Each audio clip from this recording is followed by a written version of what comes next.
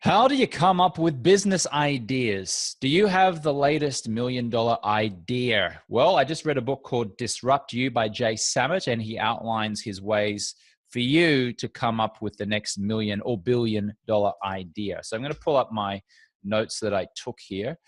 The main point of this book, really, Disrupt You, is to write down every single day, what are your 3 biggest problems that need solving? And he says, if you do that every day, then it rewires your brain into thinking about possible ways to help other people. And all business is really helping other people to solve problems. So we want to get into the habit of solving problems. So the book Disrupt You by Jay Samit says, type out or write out this question. What are your 3 biggest, what have I got here? What are your biggest problems that need solving? And I've actually just typed these out or written these out like 7 times for a week to start practicing. Now, a problem might be I don't wake up in time, or it might be I don't know how to quit smoking, or it could be, like, for example, taking when shoes were created or invented, the person who came up with Velcro was solving the problem of someone having to tie shoelaces, right? Because that took a longer period of time. Solving the problem of someone who's so busy that they don't have time to go shopping. There are services now that send food to your door. That's solving the problem of someone who doesn't have time to go shopping. So there are lots of ways. All business is solving problems, and Jay Samit outlines that in this book, Disrupt You. Let me just read a couple of my notes that I took here. Write down your 3 biggest problems every day for 30 days. Solve problems for others. Solve one person's problem and then solve 1,000 people's problems doing exactly the same thing. He said that in order to really come up with ideas and to be focusing on business as well, change the people that you spend time with. So if you want to build a business, if you want to be an entrepreneur, start hanging out with people who are already entrepreneurs and know how to build businesses. And if you're not doing that, if you're hanging out with people who aren't entrepreneurial, then how are you going to be inspired or learn how to build a business? Every obstacle is an opportunity in disguise, he says. So whenever you're like, oh, this is annoying, this is frustrating, oh, I can't believe I've got the same problem over and over and over again. What do? Well, according to Jay Samit, the author, you go to your cheat sheet and you write down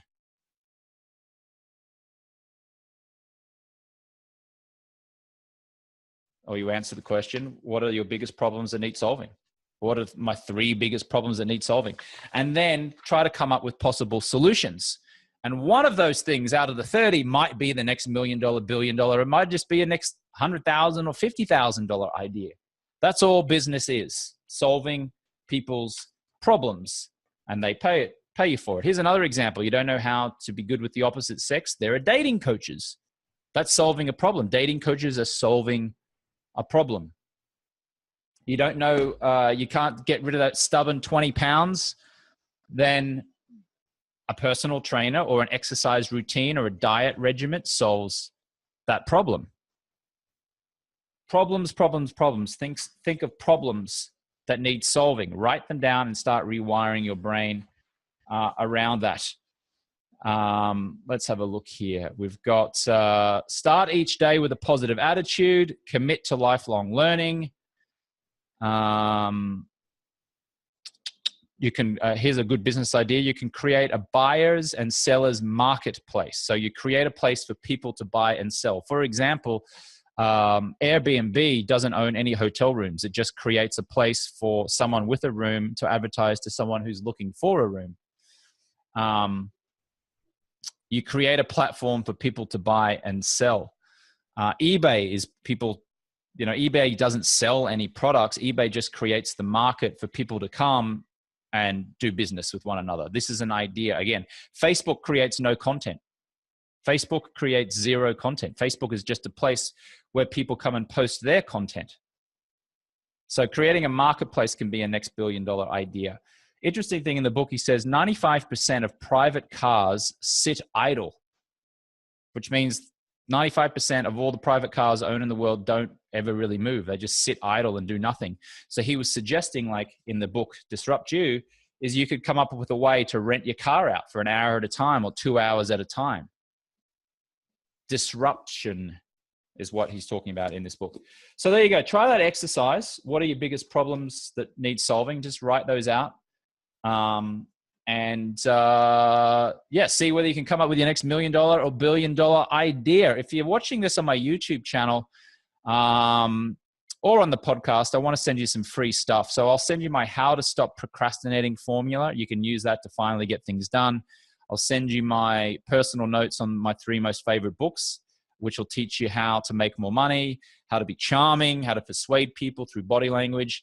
If you're in the US watching this, just text the word James 1 to the number 44222. That's James, the number 1. Send a text message now. And for everyone else, just go to jamesswanwick.com/free stuff, and I'll send you a whole lot of free stuff. So go ahead and post a comment down below. Let me know what you think. If you're listening on the podcast, thank you for listening, and I will catch you on the next one.